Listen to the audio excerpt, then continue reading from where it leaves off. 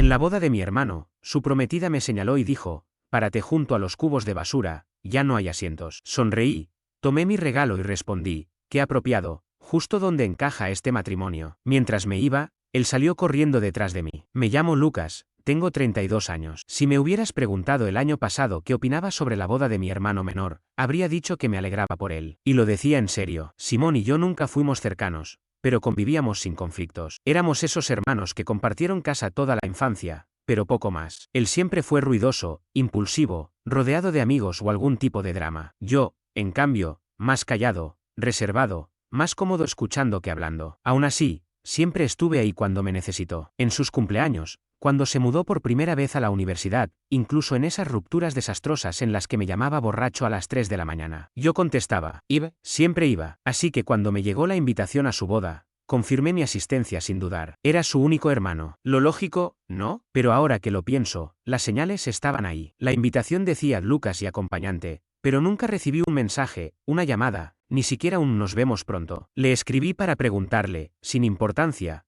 cuál era el código de vestimenta. Tardó 2 días en responder, y lo único que mandó fue un emoji de pulgar arriba. Nada más. Lo atribuí al estrés. Las bodas son caóticas. Me dije que estaría abrumado. No quería pensar en la posibilidad de que simplemente no le importara si yo iba o no. El día de la boda fue caluroso, uno de esos fines de verano en los que todo se siente más intenso. Conduje 2 horas hasta el lugar, un viñedo elegante del que nunca había oído hablar, pero que en cuanto lo vi, supe que costaba una fortuna hasta respirar allí. Filas de sillas blancas frente a un altar cubierto de flores. Todo olía a rosas frescas y a dinero. Llevaba un regalo, un sobre con un cheque generoso, más de lo que debería haber dado, pero otra vez, era lo que se esperaba. Simón era mi hermano. Uno aparece, apoya, aporta. Me acerqué a la mesa de bienvenida y saludé a la chica del registro. Ella buscó mi nombre en la lista, frunció el ceño, garabateó algo en un post-it y me miró. ¿Solo tú, verdad?, preguntó. Asentí, un poco desconcertado. Sí, Lucas. Estamos bastante llenos, pero hay espacio de pie junto al seto, dijo, señalando con desgano un rincón del jardín,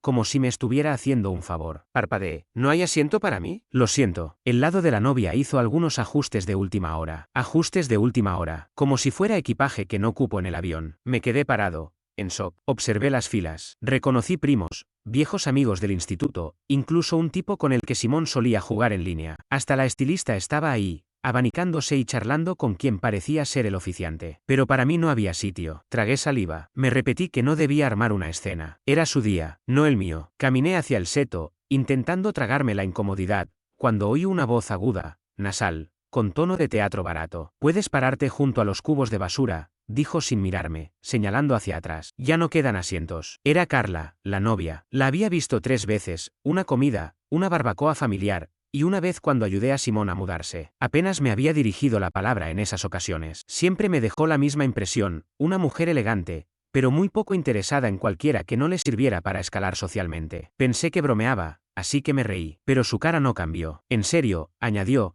haciendo un gesto como quien despide a un camarero. Junto a los cubos. Estarás bien. Miré a mi alrededor. Algunos invitados me observaban con incomodidad, otros simplemente desviaron la vista. Nadie dijo nada, ni siquiera Simón. Lo vi a unos metros, ajustándose la corbata mientras hablaba con un tío de Carla. Me vio, me dedicó una sonrisa tensa y siguió conversando como si nada. Como si esto fuera normal. Como si no fuera yo quien, apenas el año pasado, le ayudó a pagar una tarjeta de crédito cuando el anillo de compromiso accidentalmente se cargó a su fondo de emergencias. Y en ese momento, todo encajó. No fue enojo, ni tristeza, fue claridad. Miré el sobre que tenía en la mano, con el cheque de 4 cifras y un mensaje deseándoles felicidad, y entendí exactamente lo que representaba para ellos. Un cajero automático, un relleno, ruido de fondo. Me giré hacia Carla y le sonreí. «Qué apropiado», dije, señalando los cubos. «Es justo donde pertenece este matrimonio». No recuerdo si me contestó. Tal vez se quedó boquiabierta. Tal vez no. Solo me di la vuelta, caminé hacia el estacionamiento y sentí como se me quitaba un peso de encima. Entonces oí pasos apresurados detrás de mí. «Lucas, espera». Era Simón. Seguí caminando. Ya tenía la mano en la puerta del coche cuando me alcanzó. «¿En serio vas a hacer un escándalo?», dijo sin aliento y con la cara roja. «Es mi boda». Lo miré de verdad, y me di cuenta de que ya no lo reconocía. No dije nada. Él respiraba agitado, como si lo hubiese golpeado, como si él fuera el desplazado. «Mira», añadió, echando un vistazo nervioso hacia la ceremonia, «estás exagerando». Carla no lo dijo con mala intención. Levanté una ceja. «Me dijo que me pusiera junto a la basura, Simón». Se frotó la nuca, incómodo. «Vale, sí, fue un mal momento. Pero es su gran día. Está estresada. Tú sabes cómo se pone cuando algo no sale como espera. Esa frase, tú sabes cómo se pone, me golpeó más fuerte de lo que esperaba. Parecía que ya tenía esa excusa ensayada. Como si no fuera la primera vez. Como si hubieran existido otros momentos, tal vez más pequeños, tal vez incluso peores, que había ignorado repitiendo la misma frase. No estaba defendiéndome, me estaba gestionando, como si yo fuera otro posible inconveniente de relaciones públicas en su boda perfectamente organizada. Abrí la puerta del coche, volví a guardar el sobre en el bolsillo y respiré hondo. Ni siquiera te diste cuenta de que no tenía asiento, le solté. Simón abrió la boca, pero no dijo nada. Luego murmuró, pensé que encontrarías uno. Solté una risa seca. Hasta el ayudante del DJ tenía lugar. Incluso la técnica de pestañas de tu prometida tenía asiento. Pero tu hermano, no. Bajó la mirada. Su silencio fue todo lo que necesitaba. Ella dijo que quería una ceremonia íntima, murmuró. Pero no tan íntima como para invitar a 20 amigas suyas que ni siquiera conozco, le respondí. Entonces fui directo. Seamos sinceros. Esto no fue un error. Fue planeado. No lo negó. Y, para ser honesto, eso dolió más que si hubiera intentado inventar algo. Negué con la cabeza, subí al coche y cerré la puerta sin hacer ruido. No arranqué de inmediato. Me quedé un momento con el aire acondicionado zumbando mientras lo observaba allí parado, aún debatiendo si debía defender a su prometida o salvar el último rastro de dignidad entre nosotros. Luego golpeó suavemente la ventanilla. La bajé a la mitad. Mira, lo siento, dijo en voz baja. Carla es exigente. Tal vez sintió que nunca apoyaste nuestra relación. No dije ni una palabra en su contra, lo interrumpí. Ese es el problema, espetó. Siempre tan callado, tan distante. Actúas como si fueras mejor que todos. Y ahí estaba. No se trataba solo de Carla, ni de un asiento vacío. Esto venía acumulándose desde hace años, fermentando bajo cada sonrisa forzada y conversación educada. Entrecerré los ojos. ¿De verdad crees que esto es por mi silencio? ¿O es que necesitas tener alrededor gente que aplauda lo suficientemente fuerte como para tapar tus propias dudas? Simón dio un paso atrás, como si le hubiera dado una bofetada. Vaya, solté mientras ajustaba las manos al volante. Arranqué despacio, dejándolo ahí, sobre la grava, como alguien que no sabía si acababa de perder algo importante o de esquivar una bala. No miré atrás, ni cuando pasé por los autos estacionados, ni cuando vi a Carla parada junto a la entrada del viñedo, con los labios apretados, la mirada dura y una mano en la cintura, como si ya estuviera preparando su versión de los hechos. Pero sí escuché el sonido de mi teléfono mientras me alejaba. Carla me había escrito, qué inmaduro y grosero. Espero que estés orgulloso de ti. Luego mi madre, Estela, Simón está llorando, de verdad no podías evitar el drama por un solo día. Y finalmente, Rebeca, a veces hay que sacrificar cosas por amor. Lucas, ¿madura? Silencié el grupo de mensajes. No estaba interesado en hacer control de daños. No esta vez. Esa noche, me senté en la mesa de la cocina, con el sobre del regalo en la mano, preguntándome cuántas veces había permitido que me dejaran de lado por el supuesto bien de la familia. ¿Y qué significaba esa palabra, familia, cuando siempre parecía ir en una sola dirección? Al principio no quería venganza, pero entonces recordé algo que probablemente Simón había olvidado entre el caos de la boda: el departamento. Ese de una habitación que él y Carla llevaban meses reformando los fines de semana. El que presumían en redes con cada avance. Simón no podía obtener esa hipoteca solo. Su historial crediticio era un desastre. Pero el mío no. Yo tenía buena calificación, estable, confiable. Así que acepté firmar como CEO propietario, hace 6 meses, para cerrar el trato. Nunca quitaron mi nombre del título de propiedad. Y fue ahí cuando la idea empezó a tomar forma. Lenta, calculada y sin emociones. Porque si para ellos yo solo era un estorbo, tal vez era momento de que supieran lo que se siente perder algo que daban por sentado. Di un último sorbo al vino, abrí el portátil y busqué los documentos. Sonreí. Ese departamento tenía mucho valor. Lo curioso de ser el silencioso de la familia es que la gente olvida que estás observando. Confunden el silencio con indiferencia, como si uno flotara por la vida sin criterio propio. Pero estar callado no significa ser débil. Significa que elijo mis batallas. Y esta, llevaba años esperando. Al día siguiente, pedí el día libre en el trabajo. No porque estuviera dolido. Ese sentimiento ya había pasado. Ahora me sentía enfocado. Tranquilo, seguro. Preparé café, abrí la carpeta de documentos en el escritorio y encontré lo que buscaba: el acuerdo de CEO propiedad del departamento que Simón y Carla habían estado remodelando. Recordé el día que Simón me llamó, desesperado, porque podían perder su hogar soñado si no sumaban a alguien con buen historial crediticio. Yo fui ese alguien, sin pensarlo demasiado. Me aseguraron que solo sería un trámite temporal, que harían los pagos, y que en 6 meses, cuando refinanciaran, sacarían mi nombre. Han pasado 7 meses y aún sigo figurando en la escritura. Verifiqué 2 veces. Para ellos, era solo una firma, una formalidad del hermano mayor responsable, algo prescindible, descartable. Para mí, era influencia, y la tenía. A las 11:03 de la mañana, llamé a Julián, el abogado inmobiliario que me ayudó cuando compré mi propia vivienda. Un tipo amable, reservado y meticuloso. Le conté la situación, le pregunté mis opciones y esperé su respuesta. Figuras como CEO propietario, Lucas, confirmó. Eso te da derechos importantes sobre el inmueble. Si quisieras forzar una venta o reclamar la ocupación, podrías hacerlo. Incluso si no he vivido allí, pregunté. No importa, dijo. La propiedad es propiedad. Eso era todo lo que necesitaba saber. Le agradecí. Colgué y comencé a redactar una carta. No era un aviso legal, aún. Solo una notificación formal, escrita con cortesía, pero con ese tono que provoca un nudo en el estómago al llegar al tercer párrafo. La titulé, Notificación de intención de asumir la ocupación total. Y luego me detuve, porque esto no debía llevar rabia ni dramatismo. Solo certeza. Yo quería que Carla leyera esa carta mientras tomaba su café matutino y sintiera, aunque fuera un poco, la misma punzada de humillación que yo experimenté aquel día, de pie junto a los cubos de basura, con un traje impecable, sin asiento y sin voz. Alrededor de las 3 de la tarde, imprimí el documento, lo coloqué en un sobre blanco y limpio, y conduje hasta el departamento. No toqué el timbre, no estaban, probablemente aún se recuperaban de la resaca de la boda. Entre pruebas de pasteles, repaso de tomas con dron y fingiendo que su organización de mesas no había convertido a un hermano en un chiste. Deslicé el sobre por la ranura del buzón. Antes de subir al coche, eché un último vistazo al lugar. La verdad,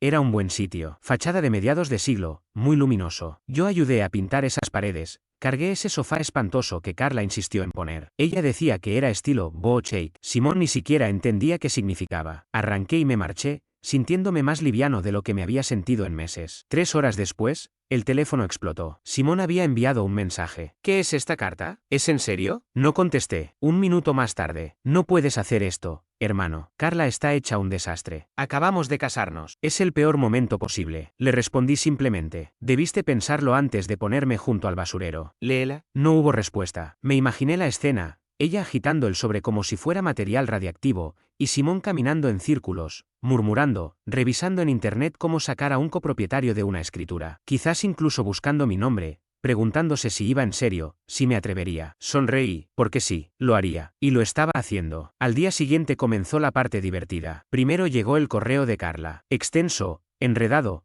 con esa mezcla de empatía fingida y agresividad pasiva. Estimado Lucas, lamentamos lo que ocurrió durante la boda. Fue un momento cargado de emociones. Tenía la esperanza de que pudiéramos comenzar de nuevo como familia, pero tus recientes decisiones lo complican. No entiendo por qué quieres escalar esto de tal manera, pero Simón y yo agradeceríamos poder tener una conversación para aclarar las intenciones de todos antes de involucrar abogados. Actuemos con madurez. No respondí. La semana siguiente, presenté la solicitud legal para forzar la venta del condominio. Mi abogado, Julián, les envió el aviso con mi firma bien clara al pie del documento. Esa noche, Simón me llamó. Su voz sonaba tensa, sin rodeos. ¿En serio vas a hacer esto? Sí. Guardó silencio unos segundos. ¿Necesitas el dinero o qué? Eso me hizo reír. No, lo que necesito es el respeto que nunca he recibido ni de ti ni de tu esposa. Y esta es la forma más cercana de obtenerlo. ¿Me estás castigando por un simple error en la organización de asientos? No, estoy recordándote que no soy prescindible. Intentó discutir, apeló al sentimentalismo, incluso sacó el clásico, pero somos familia. Esa carta siempre aparecía cuando había consecuencias. Tú tomaste una decisión, Simón, dije en voz baja. Ahora es mi turno. Y colgué. No esperaba lo que vino después. 3 días más tarde, Estela, mi madre, apareció en la puerta. Con el rostro agotado, los labios apretados y un recipiente de lasaña en las manos como si pudiera borrar años de favoritismo y desdén. Tenemos que hablar, fue lo primero que dijo. Ni un saludo, ni una disculpa, solo eso. La dejé entrar. Se sentó con rigidez en el borde del sofá, la lasaña intacta en su regazo. Me han dicho que estás tratando de quitarles el departamento, dijo, como si estuviera hablando de un robo a mano armada. Mamá, soy copropietario, me corresponde la mitad. Ni siquiera pestañeó. Tú sabes lo mucho que esto significa para Simón y Carla. ¿Por qué lo haces? Otra vez esa palabra, hacer. Como si hubiera causado un desastre, cuando lo único que hice fue dejar de permitirlo. Porque me enseñaron algo, le respondí con calma. Que quedarse callado solo te lleva a mirar el mundo desde la esquina de los desechos. Así que ahora estoy probando otra cosa. Estela apretó los labios. Alegó que estaba estresada, que las bodas son complicadas. ¿Y qué hay de ser ignorado por tu propia familia? Repliqué. No discutió, simplemente se levantó, dejó el recipiente en la encimera y dijo, espero que valga la pena. La acompañé a la puerta. Ya lo vale, dije, y la cerré con suavidad. Volví a la mesa, tomé el café y observé cómo la bandeja de entrada volvía a iluminarse. Abogados,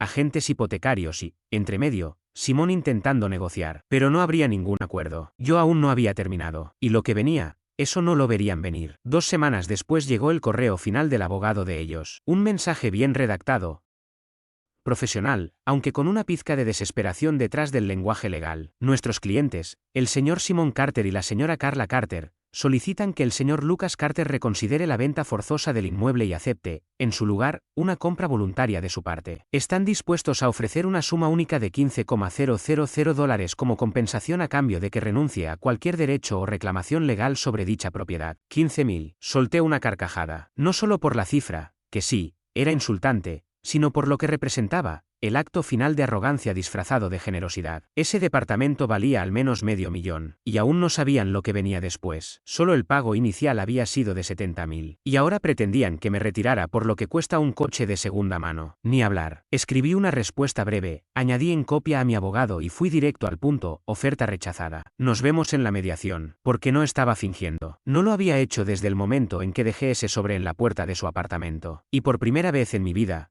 no me importaba si eso me hacía ver rencoroso o mezquino. Lo cierto es que sí sentía rencor, pero no por un simple desaire en una boda. Era por años de ser tratado como un respaldo, como ese recurso al que solo se recurre cuando es útil, para luego volver a guardarlo como si no existiera. Esto no se trataba solo de cubos de basura o de un asiento perdido en una ceremonia. Era el reflejo de todas esas veces en que permanecí callado mientras otros hablaban por encima de mí. La mediación se llevó a cabo un mes después. Una oficina elegante en el centro, paredes sin personalidad, café malísimo. Ambos llegaron con aspecto agotado. Carla evitó mirarme. Simón apenas me dedicó un gesto rígido, ese tipo de saludo que se le da a alguien que alguna vez fue importante, pero ya no lo es. La mediadora, una mujer amable de unos 50 años, inició con cortesía. Estamos aquí para encontrar el camino más pacífico hacia adelante. Lucas, ya que tú iniciaste este proceso, ¿quieres comenzar? Acepté. Le entregué una copia de la propuesta que ya tenía lista y firmada. No estaba ofreciendo vender mi parte del apartamento. Estaba comprando la de ellos. Silencio. Carla levantó la mirada de golpe. ¿Perdón? Simón se inclinó hacia adelante. ¿Quieres comprarnos nuestra parte? Asentí. Valor de mercado completo. Ya tengo la tasación. Me haré cargo de los gastos de cierre y de todos los honorarios legales. Ustedes se marchan con un cheque limpio, sin cargas sobre su futuro. La mediadora parpadeó,